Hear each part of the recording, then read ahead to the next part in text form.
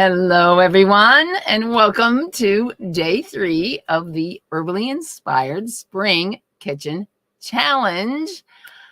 I am starting to see some grass outside in my yard. It certainly is starting to look a little bit more like spring, finally, as some of the snow is melting. And of course, today is St. Patrick's Day here in the U.S. and Ireland, and I'm not sure where else it's celebrated around the world. But of course, I love St. Patrick's Day because I get to wear green, one of my very favorite colors.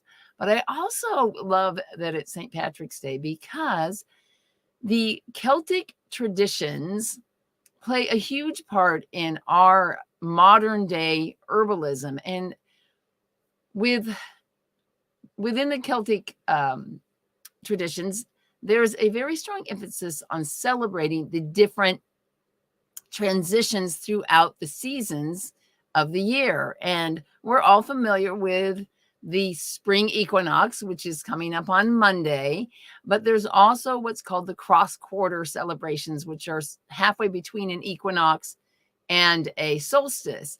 And so this marking of the seasons was really important in this Celtic Irish tradition.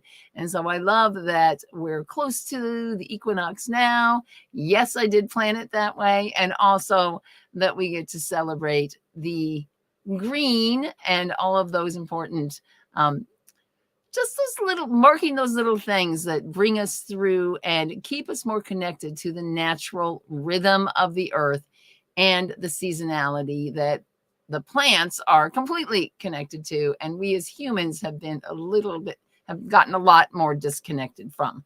So I love recognizing these different celebrations throughout the year.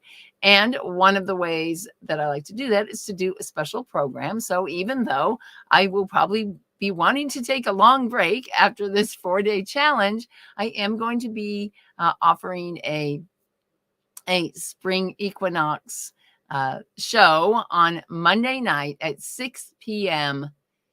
Eastern time, and it will be on YouTube. And so you can either join live or watch the replay for that to get you some more spring inspiration as the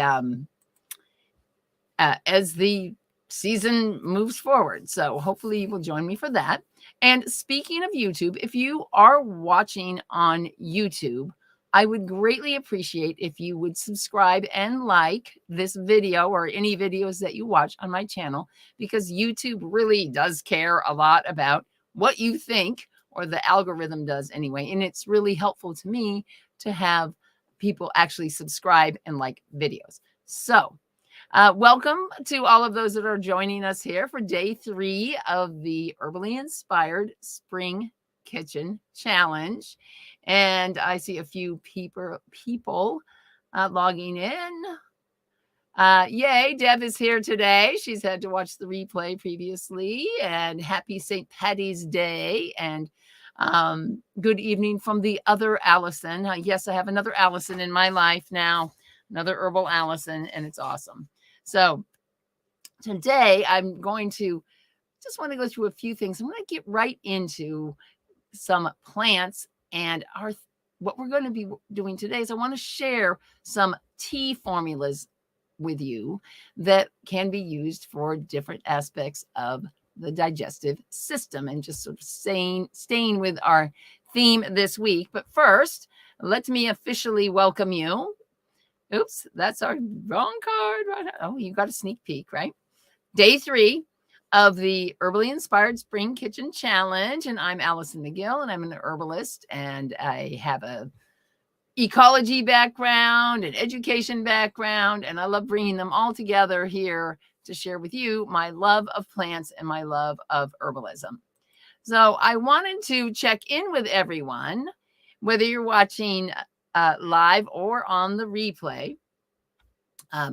Yesterday we talked about the idea of herbal energetics and how different herbs will balance these energetics, and how different symptoms are kind of pushed in one direction or the other with these types of energetics. And it's a little bit of a weird word, but because we're talking about, but that's a word we use, herbal energetics, or the energetics of the tissue, the energetic of the herb. And so we talked about, well, you have certain tendencies, what I call and what Ayurvedic medicine calls your constitution. And so I'm curious, did people think about their tendencies and their constitution? Do you feel like I share that I am generally more cold, and I got my space heater cranking back here. You tend to have a lot of, like my son right now is starting to get a bit of a cold, and he is just one of these people that has just got so much fluids that come out whenever he gets sick. So he's a very moist kind of a person in that regard.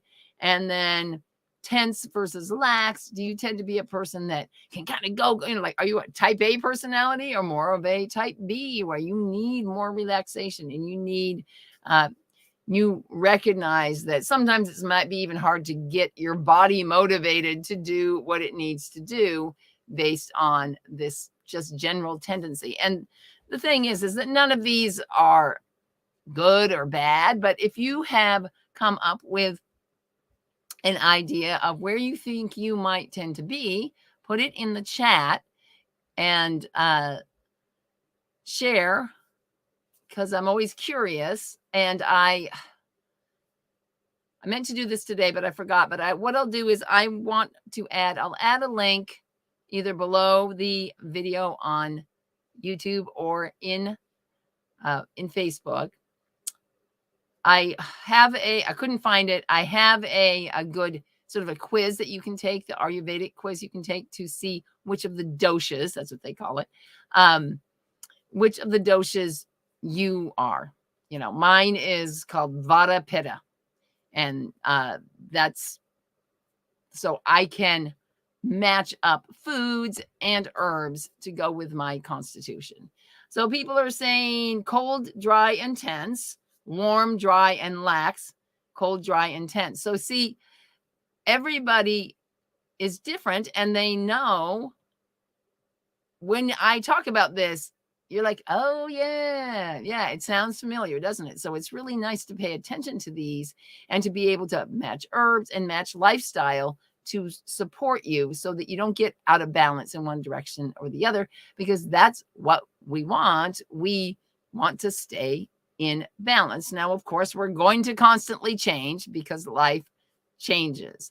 But I put on here, resolve to make better matches, matching with your environment and the foods and plants that you're using. And so that probably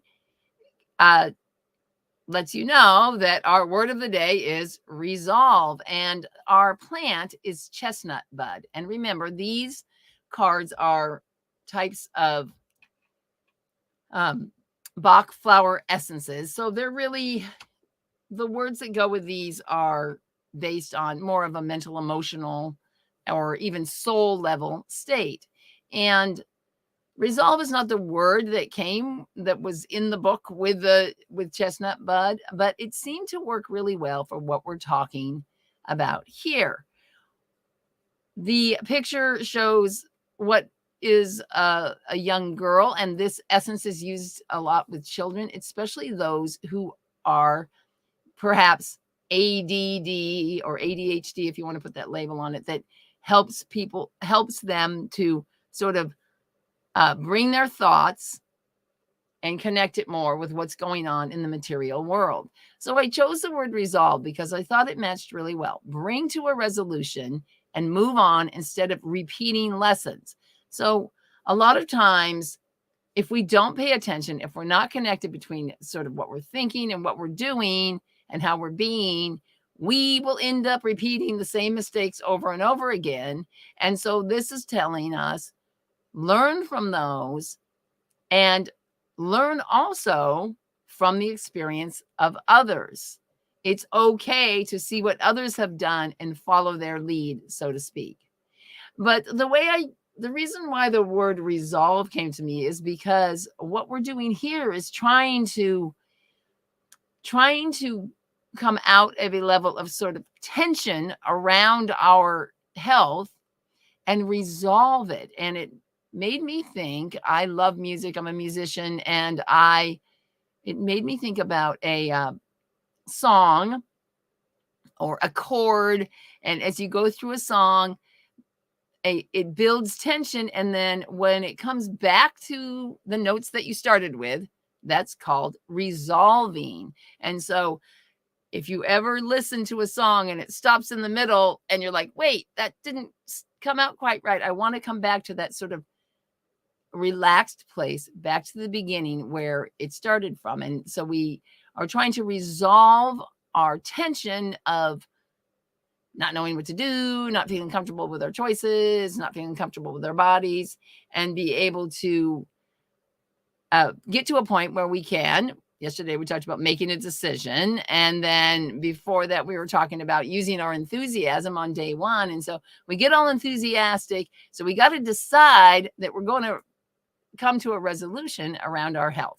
So that's sort of the messages that I've gotten from this so far, from this challenge. So thanks again for joining me here. And I want to get started right away talking about herbal teas. Now, last night I ate kind of late because I got off here and then my son had some friends over and things were kind of wonky.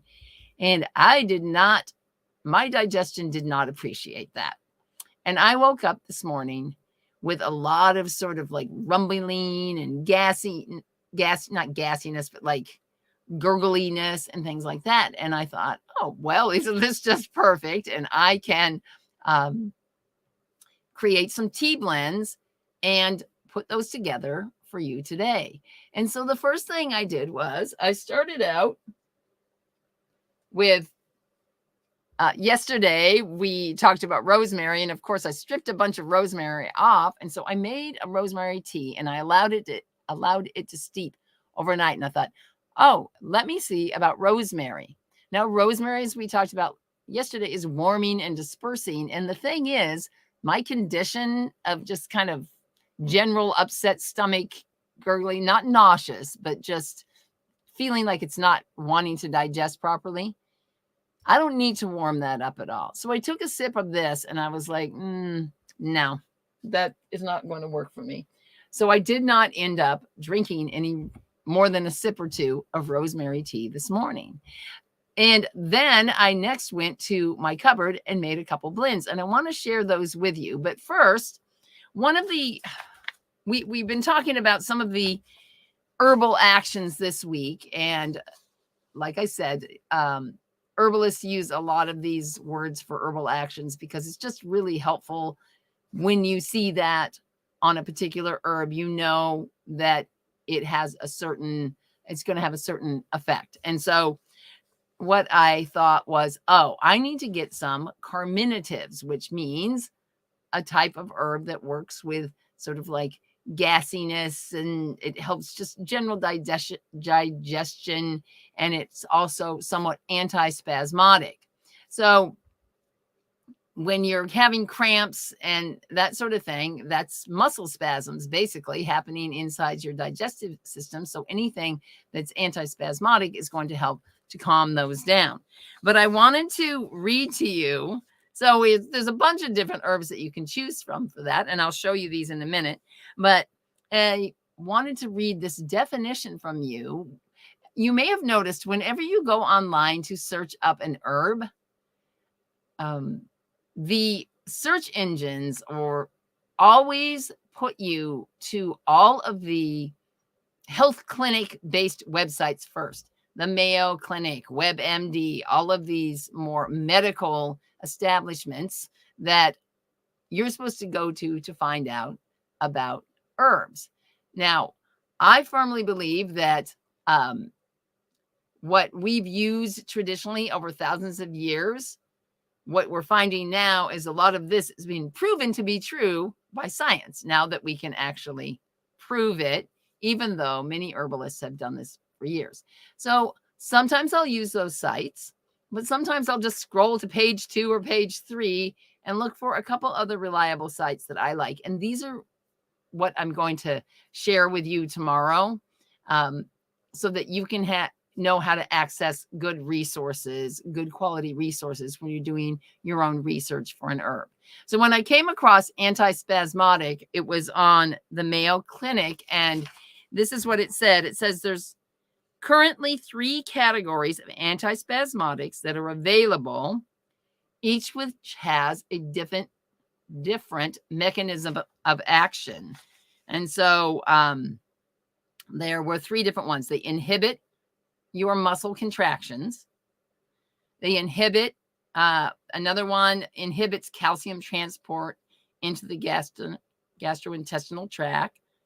And the third one was it inhibits sodium and calcium transport, and that directly smooths or relaxes the muscles. So I just read this and I thought, it said it has a different mechanism of action. And the answer is no, it doesn't actually. They all are inhibitors of some sort. So they are stopping our body's natural response to what's going on. And when our body is having a symptom and having a response, it's because there's a problem. And this is the primary thing that we get into when we get too dependent on just stopping the symptom as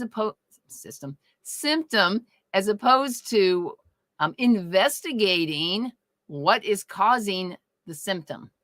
Okay. So we're going to talk today. Now, I'm not going to go through and tell you the specific things that each of these herbs does. I'm going to give you the general category and how it works and so on. I mean, that's just way too much for this challenge. And we're already on day 3 and we've only got one more day to go. And so there's only so much that I can share with you over these few days. But what I wanted to do next was to talk about 3 different teas and how I put them together and the different properties that they have in them, so that you can see how you might choose specific herbs for different conditions that you might have. So let's see here. Yeah. So one of the things that people always want to know is like, how am I supposed to blend up a tea?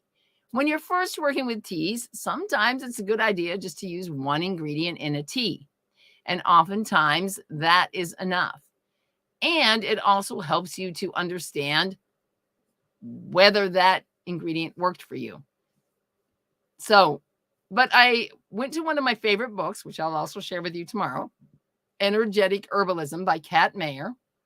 And her recommendation is that you have a base herb, which is between 60 and 80% of the tea blend. Then you have a supportive nutritive herb, which is 10 to 20%. And then a catalyst herb, which is 10 to 20%. Now, do you know what those are? That's a lot. That's advanced to be able to go, oh, well, I'm going to use, nettle for my base, and I'm going to add in this because that's nutritive. And then what's the best catalyst for that? I mean, that's a lot of knowledge that you have to be able to think of it in this way. But just wanted to give that to you so you kind of see how a more advanced herbalist might work with making a blend. And I put on here, in all of these things, be aware of contraindications. Now, contraindications is the term that's used for herbs you shouldn't take because of your constitution, your medications, your tendencies, things like that. So we talked a little bit yesterday about, the warming and cooling and these different types of actions that herbs have. And if you just focus on those and you start to understand, wow, this feels like a hot, irritated kind of condition, then I probably don't want to take a hot, warming herb. And that's what happened to me this morning with the rosemary. I was all excited to have rosemary because I had just made this tea overnight, right? And I was like, no, that's not going to work for this particular condition that I am, this symptom that I have right now. So I went ahead and I decided to pull out a whole bunch of warming carminatives to try to help, that I thought might help, um, speed things along. And so we were talking about this last night in the VIP, an herbal chai blend. And these are the main ingredients. The very first one on this list, dandelion or burdock, is what you would consider the base for this blend. Now, most chais, traditional chai, uses some type of tea from the tea plant, like black or green tea, and that's usually the base. And then all the spices go in to make the spiced tea. That's what a chai is. And traditional chai generally doesn't have fennel, but I always put fennel into the chai that I make because fennel is a very nice antispasmodic herb. It also helps with just general digestion as well. I put in some ginger, which is warming. It settles your stomach. Back in the day, real ginger ale actually had ginger in it. It's anti-nausea, and it also helps with bile. Ginger is just a really awesome digestive herb. It's also very good for the respiratory system as well. So ginger is a good one to always have in your kitchen.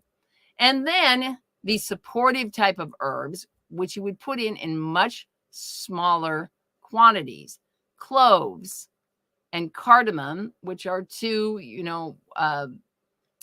spices from, I don't know if people have used cardamom too much, but it's quite delicious.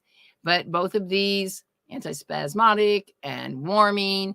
And cloves can have here's one of these contraindications. So cloves can affect your blood sugar. So if you were a type 1 diabetic, you definitely would not want to put any cloves into your chai. And you also, if you weren't, though, then you're fine with cloves. But you only need 1 or 2 cloves in a whole batch of tea, right? So you can put in just a little bit and see how your body likes it. And then cinnamon, which has so many positive characteristics, actions to it. And it also is a blood sugar balancer, and it has some nutritional value to it as well.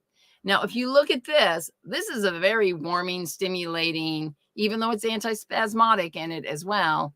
And I drank a little bit of this. It's usually drinking with milk, but I didn't put any milk in it. And my system didn't want this either, because I thought, oh, well, I'll kind of get it going. So then I put the kettle back on the stove and I made another tea. And I thought, you know what? I need something a lot more soothing. I'm not throwing out my chai. In fact, I have the chai right here. Now, to make a chai, I'm keeping you suspense from what I made next. What I did was I actually simmered this in a pot with the lid on so that I didn't lose a lot of these volatile oils. And then I transferred it into this jar to cool. And I left all of the plant material in the bottom so we can continue to steep. It's cold now because I made this morning.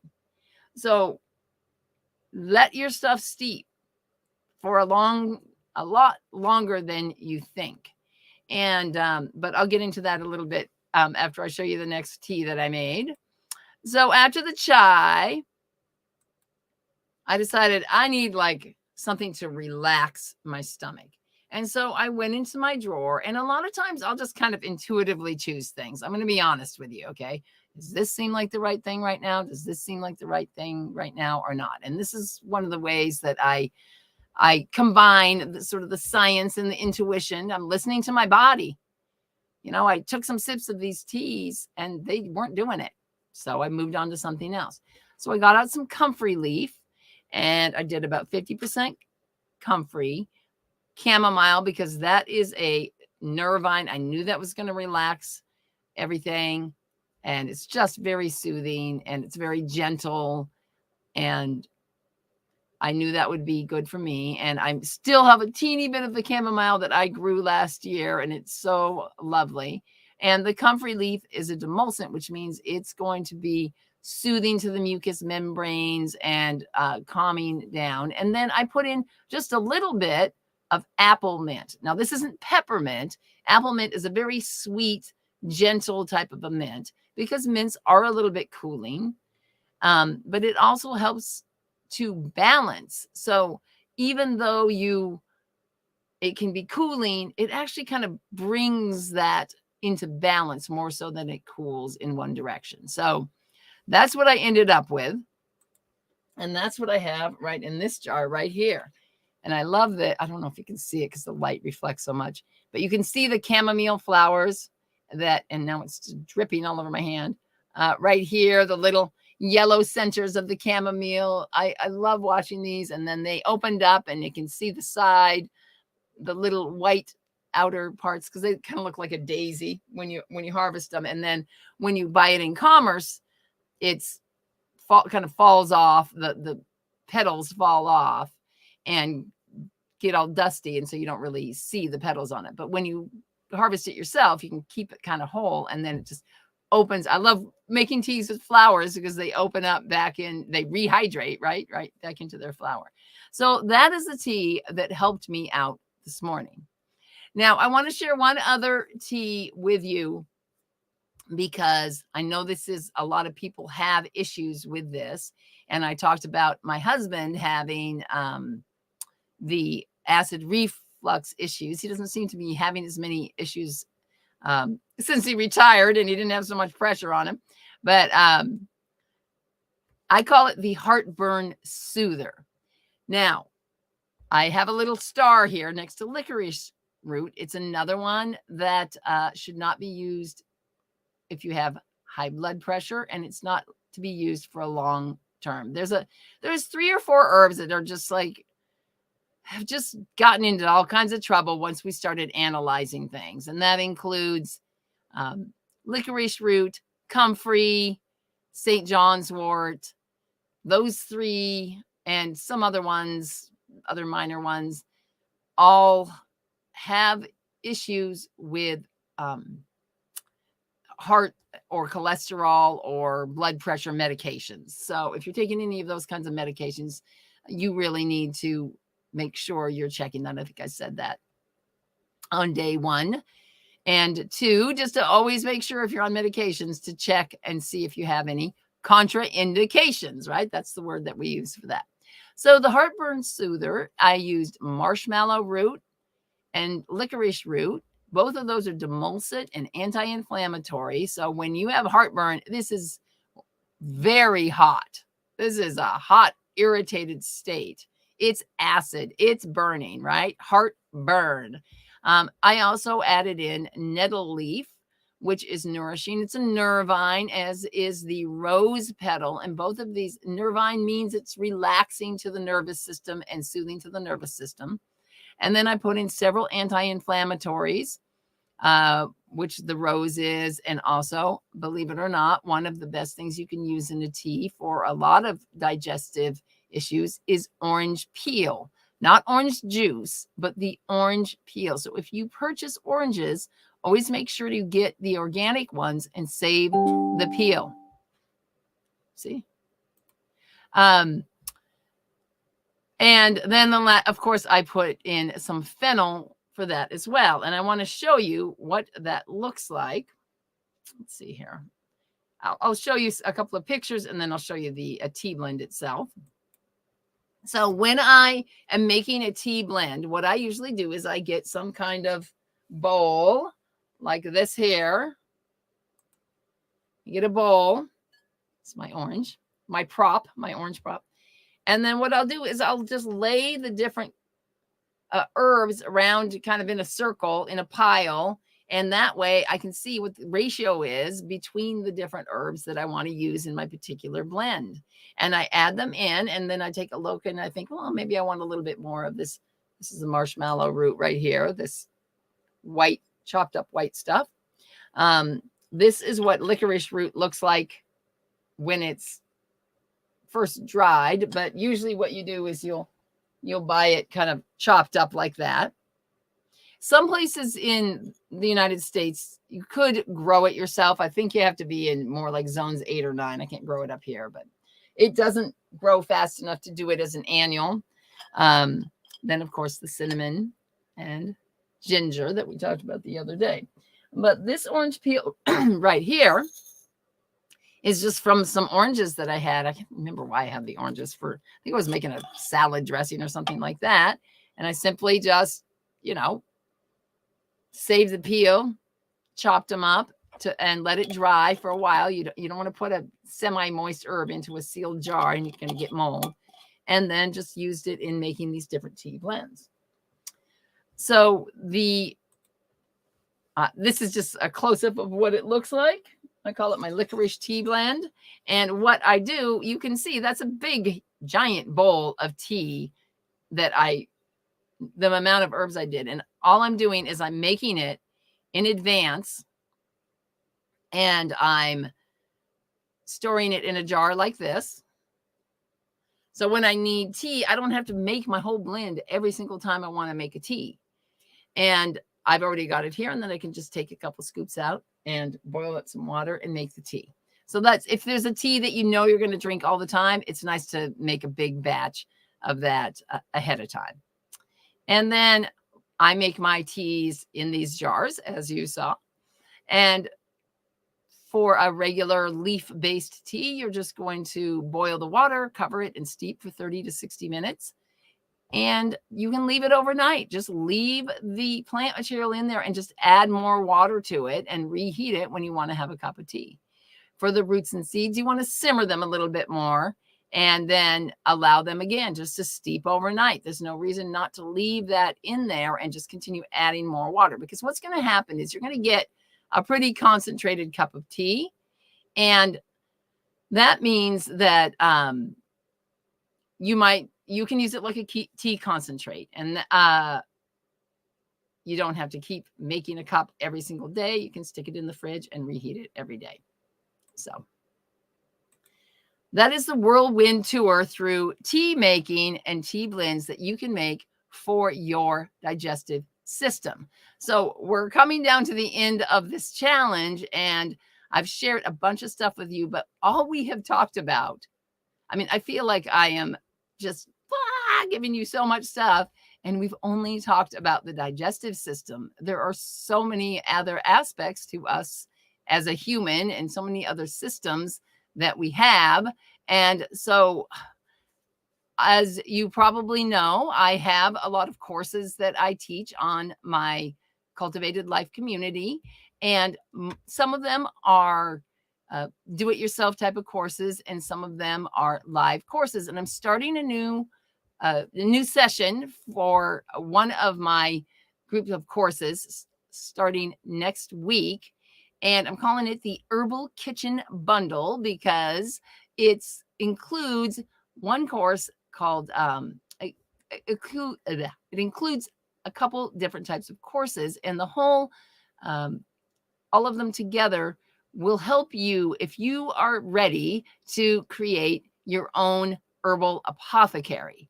So I take you through all the steps of not only creating the products that you need, but also through the steps of learning to work with the plants themselves. So I wanted to take just a little bit of time right now and just go through this with you because, I'm going to tell you, I hate I don't want this to sound like a salesy thing, but I know that some of you are really interested in taking this seriously and really getting this into your life. And I would love if I would be honored if you would choose to work with me if you decide to go further in your herbal studies.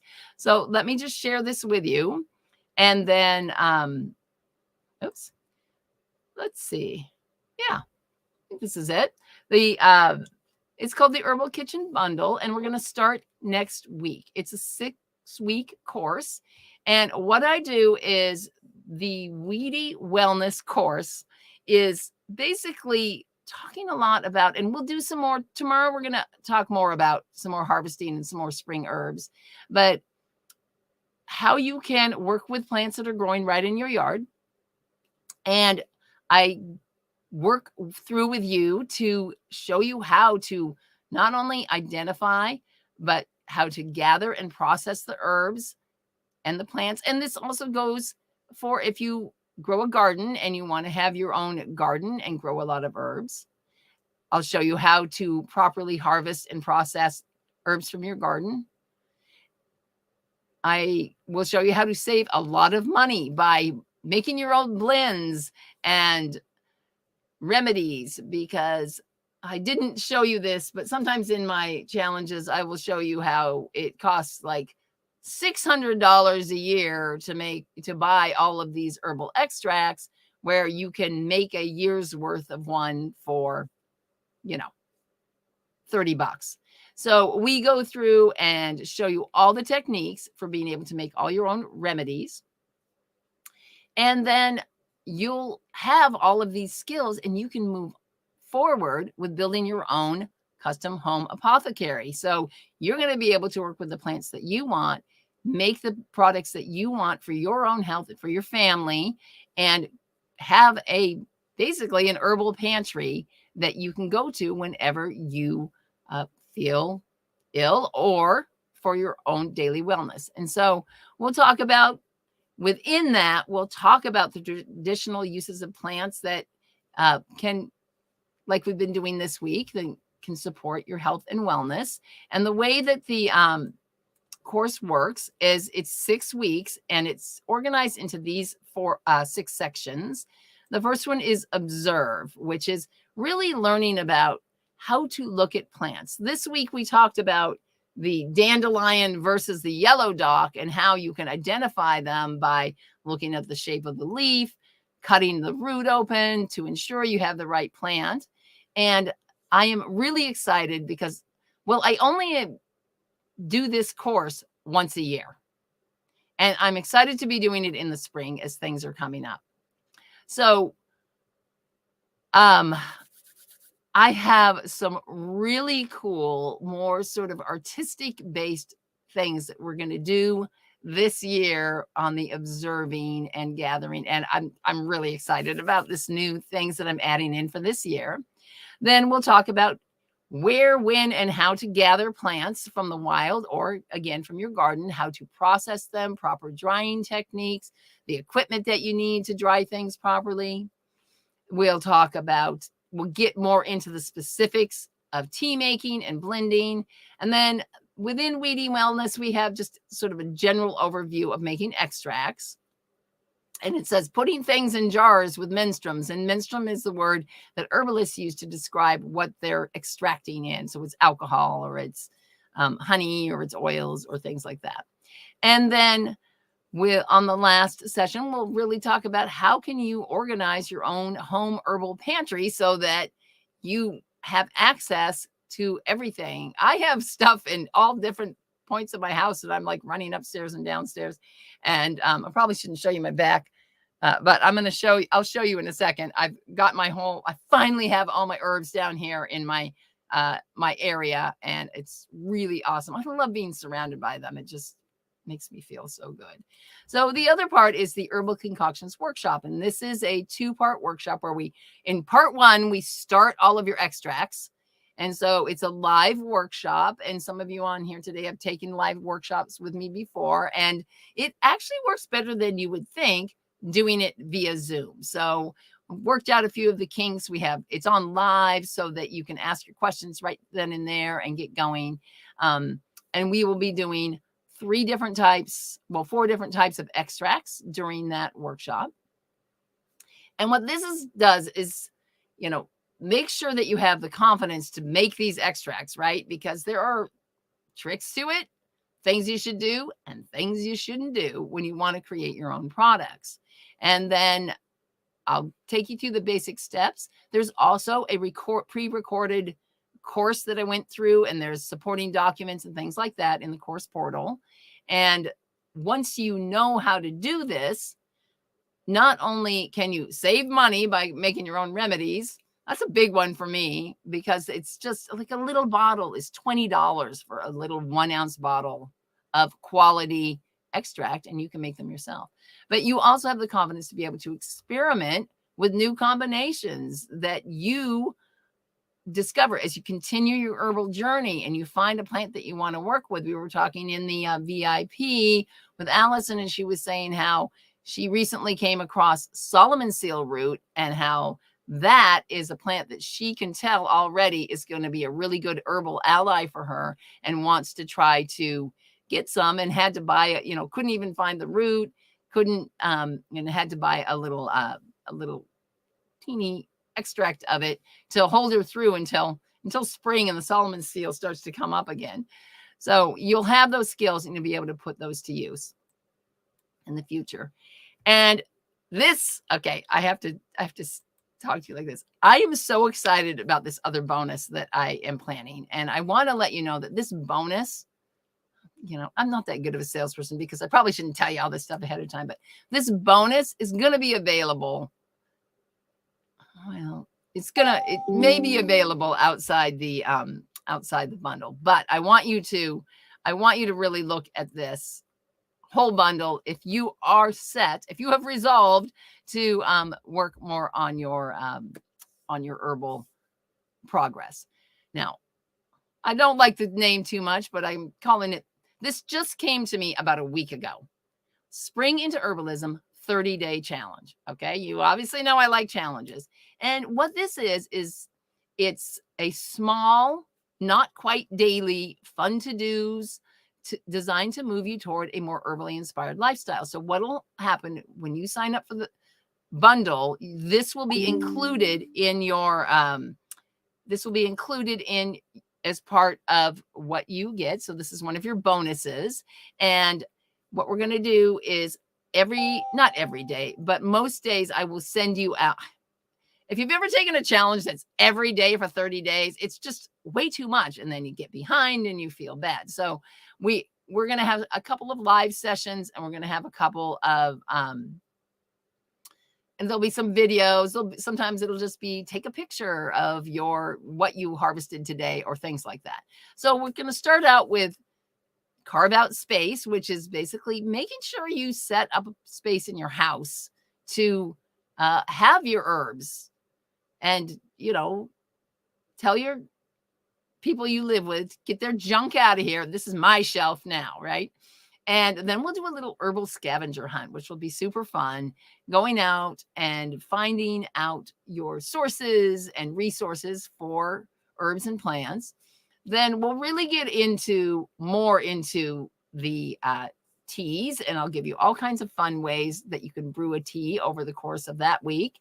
And then at the end, we'll be sort of wrapping up and just finishing with questions and what are you going to do next, and giving you some ideas for moving on.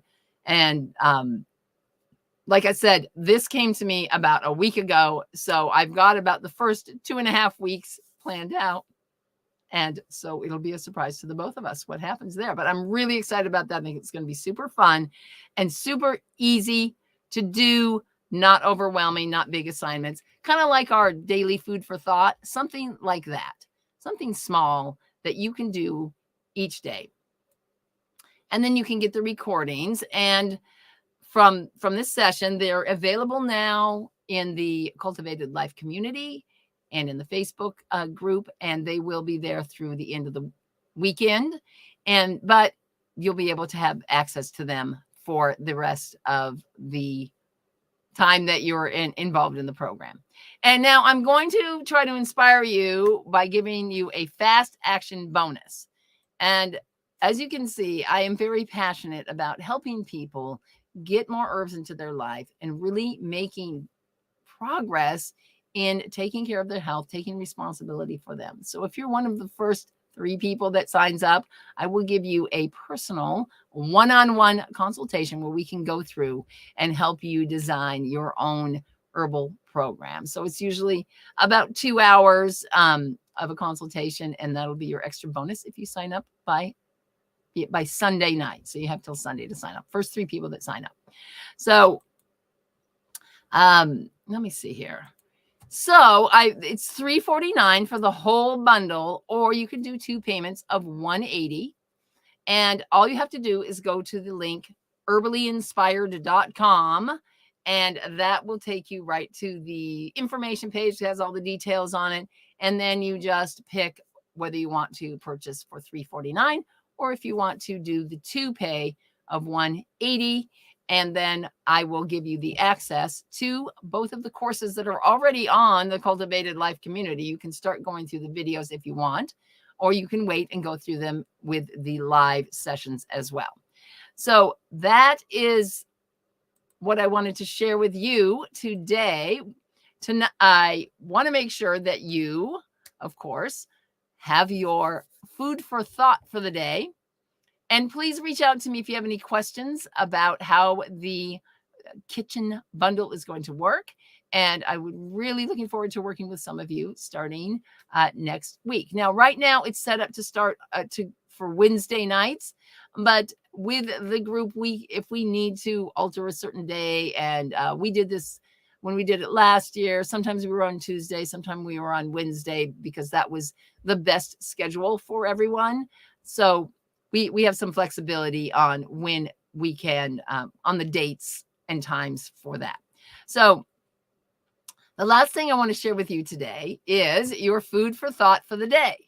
Now, what I want you to do is, you saw with these tea blends, yes, some of them were, nettles and a few other things, but when I made the herbal chai, all of those things are basic spices that are in my spice rack and on my shelf. And so your challenge for today is to do a kitchen cupboard inventory and find out, well, how many herbs and spices do I already have in my pantry? What do I already have on the shelf that I can use, and share some of those in the Facebook group or in the Cultivated Life community, and let us know what you found, what sorts of goodies you found in your pantry. And then, of course, I want you to resolve to learn how to use more of what you already have. When you get in the habit of living the herbally inspired life, what happens is every time you're in the kitchen and you're making tacos and you're sauteing up some onions, then suddenly you think, oh, you know what? That's going to have beef in it, for example. I think I'll throw in some rosemary, or I think I'll throw in, hopefully tomorrow I can get to a couple more of these like kitchen culinary spices that are really good for digestion. I just haven't had time yet, but I'll throw that in. Not only will I have a better flavor in my cooking, but now I'm going to be helping myself to actually digest the food that I'm about to cook. So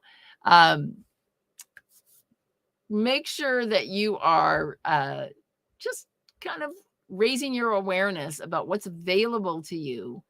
Continue to browse through and try out the different herbs in your produce section of your grocery store, and continue to just bring them into your daily cooking. And eventually it'll become a habit and you'll really enjoy it. So that's all I wanted to share with you today. And I hope you go make some tea tonight. If you have any questions about the Herbal Kitchen Bundle, just reach out to me either on a Facebook message, or you can just reply back to any of the emails that you might have gotten from me, or send me a message in the Cultivated Life community. And speaking of which, all right, I forgot to put my, so this is the link to go to find out more about the Herbal Kitchen Bundle. If you're interested in joining that, herbally-inspired.com, and it takes you automatically to the page for the bundle. And then if you're not a member yet of the Cultivated Life community, please join. It's free to sign up. And that's where all the courses are. But there's a number of free things that we do throughout the month.